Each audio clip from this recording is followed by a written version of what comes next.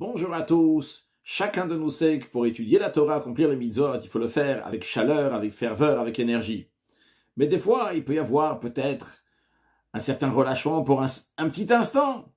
Eh bien, voyons ensemble aujourd'hui comment le Rabbi insiste que chaque instant qu'on étudie la Torah, on accomplit les mitzvot, on fait la volonté de Dieu 24 heures sur 24, ça doit être fait avec chaleur, avec énergie.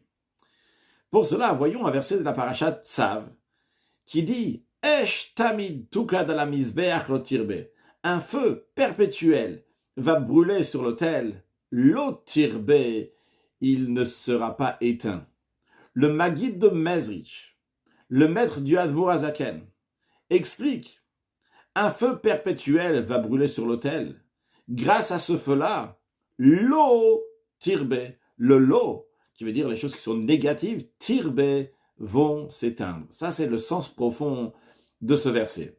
Et le Rabbi nous dit, cet enseignement du Maguide de Mezrich nous apprend que pour éteindre le lo, pour éteindre le négatif, il y a besoin d'un feu tamid, esh tamid, constamment avoir ce feu, constamment avoir cette chaleur et cette énergie pour la Torah et les mitzvot. Ce n'est pas suffisant que dans le passé, il avait de la chaleur, ou même pas qu'il y a une minute, il avait de la chaleur. Non, il faut qu'à chaque instant, il va y avoir une chaleur, une ferveur pour Torah et mitzvot.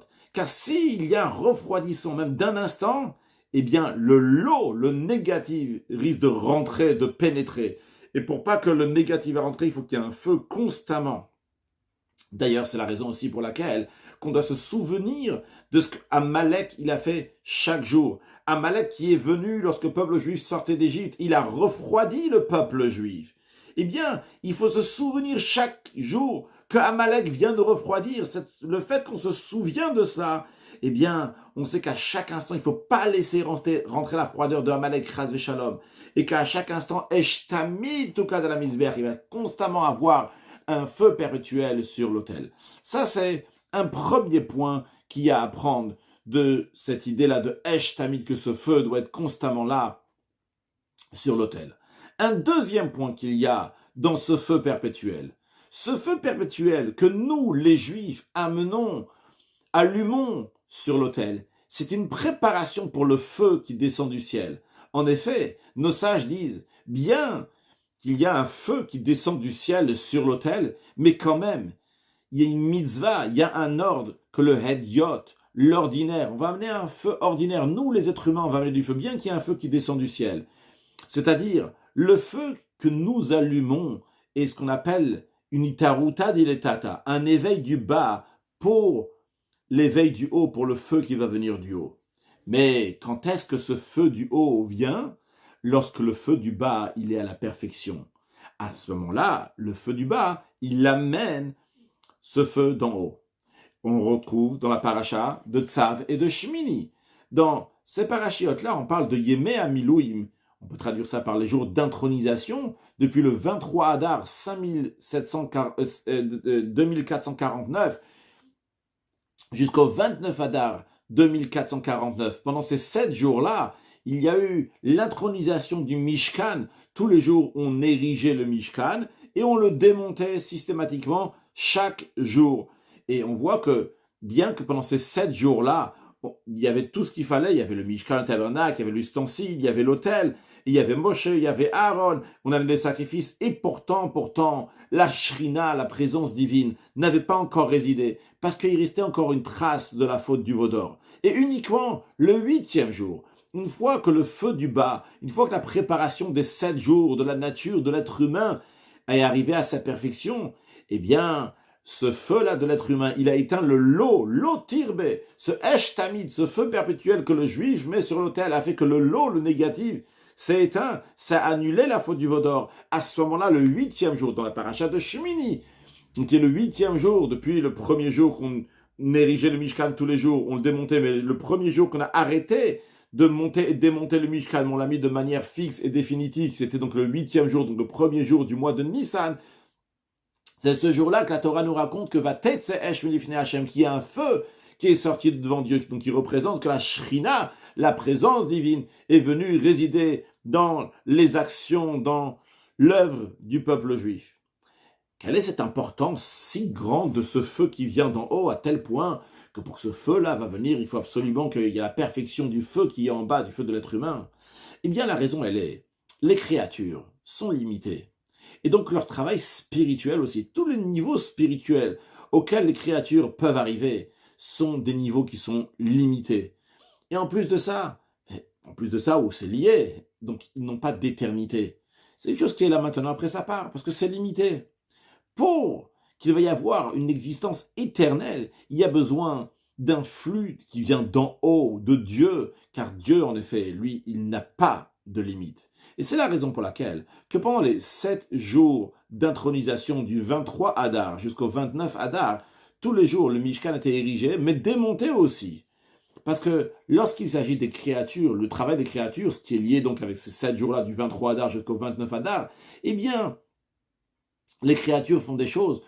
En effet, ils montent le Mishkan, le tabernacle, mais ce n'est pas quelque chose qui est éternel. Ça sera démonté, et le lendemain, encore une fois, monté et démonté. Uniquement lorsque c'est arrivé le 8e jour, lorsque la Shrina, la présence divine est venue, il y a le feu divin qui est venu.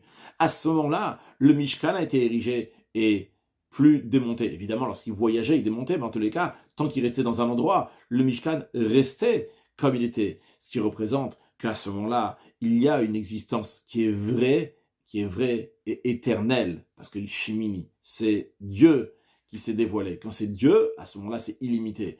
Donc, nous devons faire ce qu'on peut. Donc, on amène notre feu, mais notre feu est encore limité. Et lorsque ça vient le feu d'en haut, à ce moment-là, donc c'est illimité. Et d'ailleurs, basé sur cela, on comprend aussi l'idée des 7 jours d'intronisation, puis après le 8e jour. Le feu, il est venu uniquement le 8e jour, car le chiffre 7 représente les 7 jours de la semaine, les jours donc du cycle.